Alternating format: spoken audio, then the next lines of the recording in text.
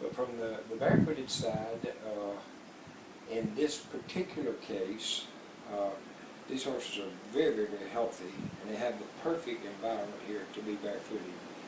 And there are horses up in the north, in the Rocky Mountains, and in the Smoky Mountains. That ground is so tough. It is very tough for a horse to develop enough callus under his foot to protect him. And then when you go through the rain season, the callus tries to exfoliate, and then during that period of time that it's growing back, it's very uncomfortable for the horse. Down here, for a horse to be uncomfortable, you almost have to have trimmed too much foot off of him, So barefooted versus shoeing down here, I would shoe a horse to protect his foot from the environment, which you would not hardly need here, but to control the flight of the foot, and for pathologies where you would have a lameness in the body that you would need to set at a certain angle or a certain toe length or a certain heel height to aid that horse in healing, And so by nature, the foot I think is probably a little more healthier if it's barefooted in the perfect conditions.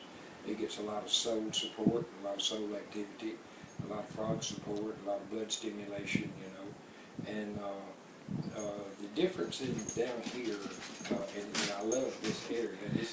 This is my shoeing booth. Oh God, and, Jesse, come here. I love that's perfectly all right. And Oh goodness. so down here, you have to do like Alex does her horse. You have to trim them very regularly in order to control the length of the toe growth, because we don't have any resistance down here that would wear the foot out. And that's one of the reasons why it's good to be barefooted down here.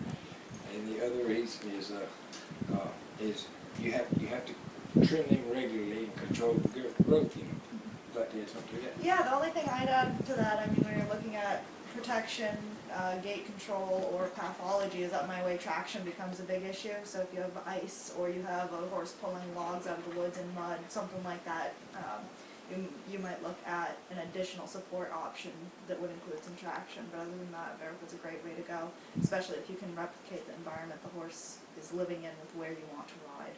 Right. Okay.